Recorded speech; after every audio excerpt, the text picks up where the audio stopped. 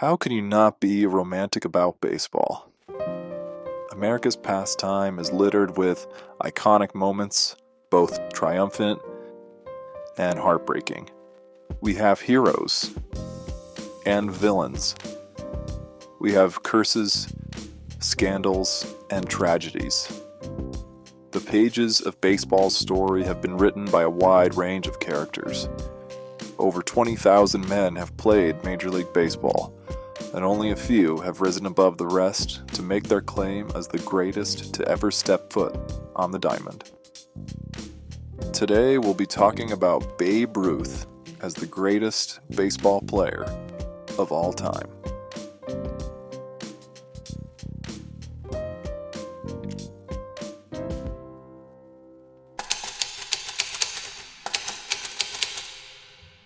The Great Bambino, the Sultan of Swat, the King of Crash, the Colossus of Clout, the Babe. Before he was any of these, he was George Herman Ruth Jr., born on February 6, 1895, in Baltimore, Maryland, to George Sr. and Katie Ruth. George Jr.'s childhood witnessed a lot of death. When he was 3, his younger sibling tragically died. This happened again at age 5, and age 6, and age 11. Ruth's one surviving sister claimed there were 2 more that died in infancy, but official records are unclear. Either way, the Ruth family experienced a tremendous amount of loss, even relative to the infant mortality rates of the time. George Sr. was distant from his son, not just physically, as is shown in this photo, but also personally. He owned and operated a saloon and didn't have much time to help raise the boy, who developed a certain taste for mischief. George Jr. was accused of stealing from his father's till to buy ice cream, taking vegetables from street vendors and throwing them through shop windows, chewing tobacco, smoking tobacco, and finishing off leftover beer glasses at the saloon when his father wasn't looking. In short, he was a troublemaker. Eventually, a local beat cop suggested that George Sr. send his uncontrollable son to St. Mary's Industrial School for Boys. It was a school for orphans, misfits, and boys like George who were deemed incorrigible. While there, George learned not only reading and writing, but also tailoring, carpentry, and most importantly, baseball. It was at St. Mary's that George Jr. met Brother Matthias, a Catholic priest whose mere presence would break up student fights. He was a quiet, devout, and passionate man, and he had a love for the game of baseball, which was frequently played by the boys of St. Mary's. Brother Matthias was the man who taught George how to hit a baseball. During one game, George was playing catcher, and the ball was hit hard, right at the pitcher. Young George started mocking and laughing at him. As punishment, Brother Matthias forced George to pitch, unknowingly launching the first part of his legendary career. He taught him to hit, forced him to pitch, and helped him learn how to think about the world. He was a father figure to George Jr. and so many others at St. Mary's. The Babe would later remember him as the greatest man I've ever known. In 1914, a man named Jack Dunn came to St. Mary's to talk to Brother Matthias about his young phenom.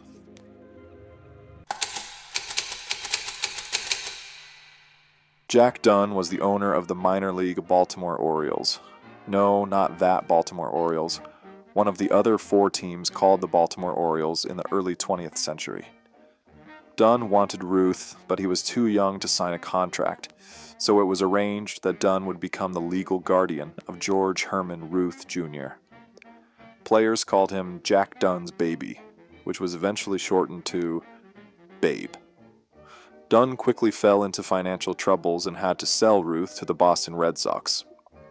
On July 11, 1914, Babe Ruth arrived in Boston, made his Major League debut, and earned his first win as a pitcher, a sign of things to come. He had 18 wins and 8 losses in 1915, but his pitching peaked in the 1916 season. If the Cy Young Award existed at the time, it's possible that Ruth would have won it that year. In the American League, he had the best ERA, was second in pitching WAR, third in wins, fifth in win-loss percentage, first in hits per 9 innings, third in strikeouts, and first in shutouts. It would have been either Babe Ruth or Walter Johnson for that year's retroactive AL Cy Young. So the game's all-time greatest slugger may have outpitched the era's greatest pitcher for a season. A brief side note.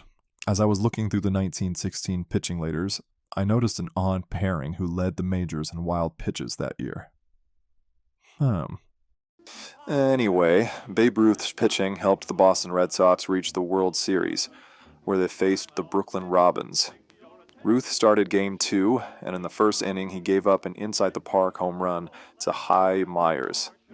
The next batter popped out, retiring the side, and then Babe Ruth proceeded to throw 13 consecutive scoreless innings. His 14 total innings pitched is a postseason record that stands to this day. It will never be broken. The Red Sox won the series 4-1. The Babe wasn't too bad in the 1918 World Series either. 2 starts, 2 wins, and only 2 earned runs. The Red Sox won the series 4-2 over the Cubs. During the end of his St. Mary's days and the early part of his baseball career, Babe Ruth's life continued its turbulent pace from his childhood.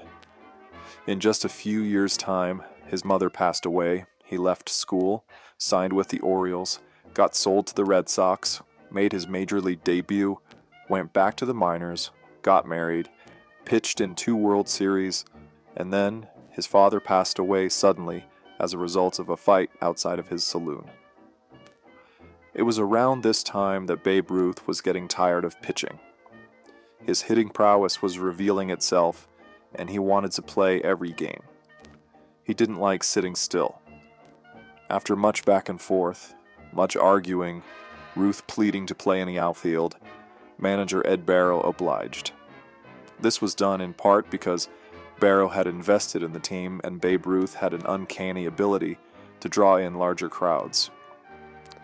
Little did he know that he just unleashed such an extraordinary force of nature on the game of baseball.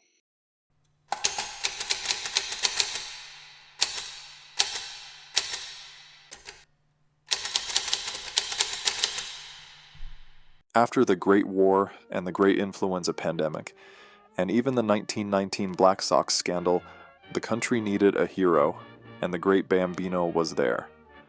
But he wouldn't be playing for Boston anymore.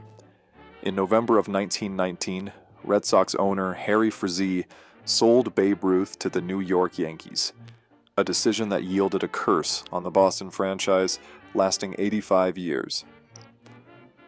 Let's just take a look at baseball's home run leaders from 1909 to 1918. Not bad. Now let's take a look at the next season, the first time Ruth played over 100 games. And the season after that. And the next season. This was a level of baseball slugging that no one had ever seen before. In fact, Babe Ruth hit more home runs in 1920 than 14 entire teams. In his first season with the Yankees, Babe Ruth led the league in runs, home runs, RBI, on-base percentage, and slugging percentage.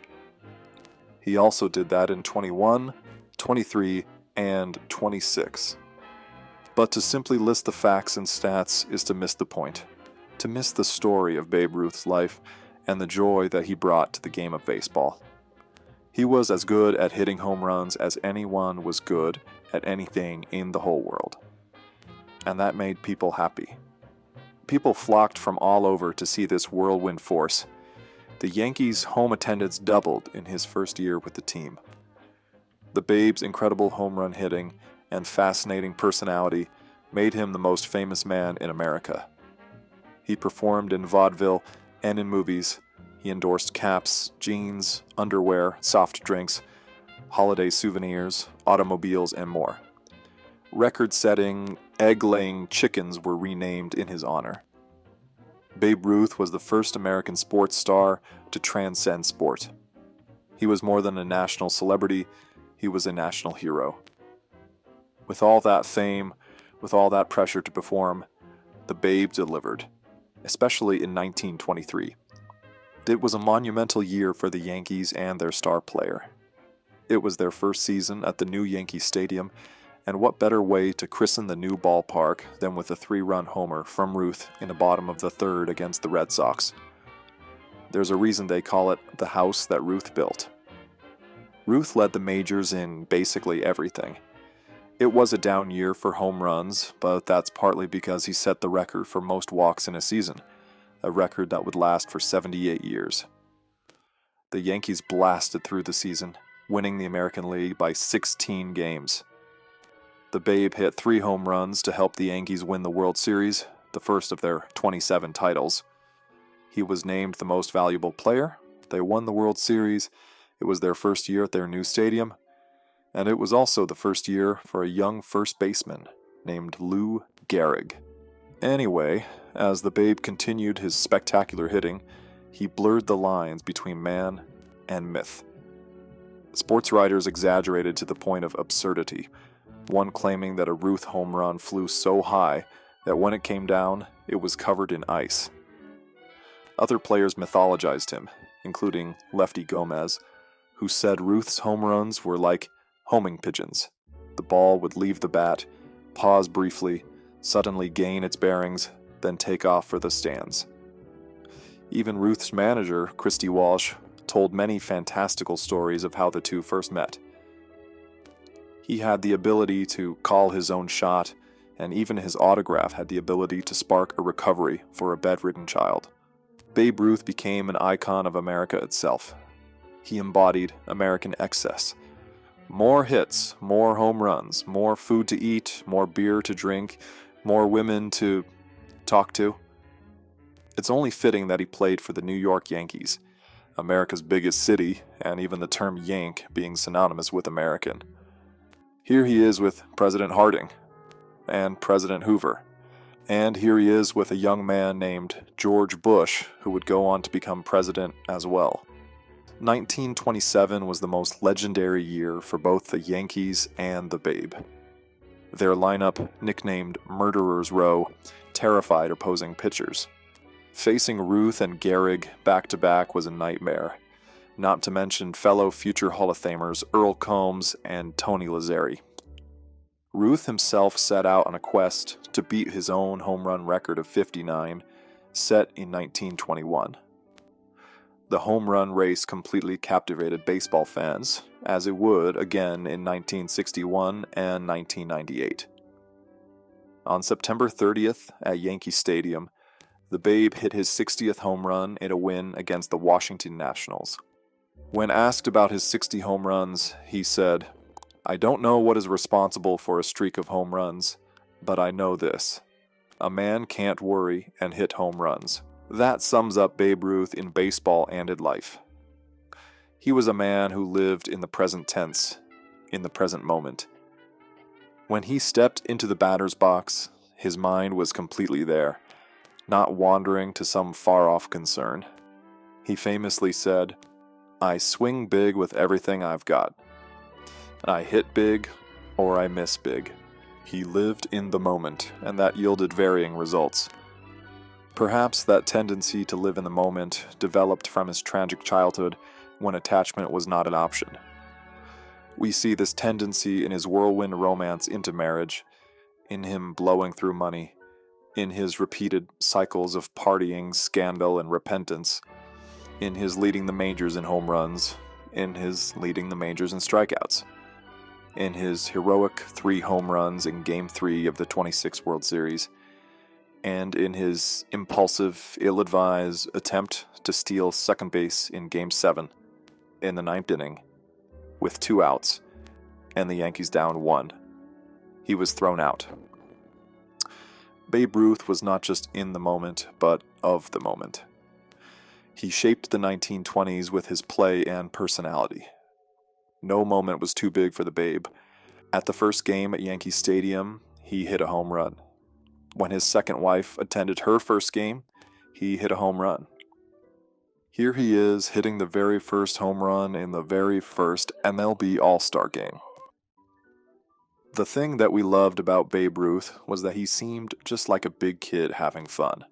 He liked playing baseball and messing around and getting into some mischief. He liked breaking the rules and living by his own.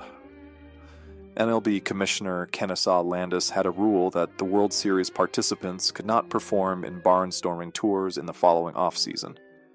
After the Yankees clinched the pennant in 1921, Babe Ruth said to Landis, "Well, I'm notifying you that I am going to violate the rule, and I don't care what you do about it." The commissioner's office was flooded with letters in support of the Babe's rule-breaking. Different reporters and critics commented on his childlike quality, one describing a childlike pathos still in his eyes, another calling his eyes warm and amber-colored and heavy-lidded, as clear and as soft as the eyes of a child. One interviewer explained him as a big kid with a lot of smaller ones, a big kid who was a little awkward, a little hesitant, a little touched, and very silent before the hundreds of youngsters whom he visited on his round of the children's homes and hospitals. Babe Ruth was a grown-up big kid who loved baseball, and he was damn good at it. Here's one final image from Baseball Reference. These are the 24 players with the fewest at-bats per home run. Essentially, these players hit home runs with the greatest frequency. No, Babe Ruth is not number one, but it's worth noting that he only trails a known steroid user and a player still in his prime. What sticks out to me is that Babe Ruth is the only one in black and white. This stat is dominated by modern players. 18 of them played at least one season in the 21st century, and even the second oldest player here, Ted Williams, made his MLB debut 25 years after the Babe. The point I'm making is that the game of baseball that we know and love today was made in the image of Babe Ruth, the greatest baseball player of all time.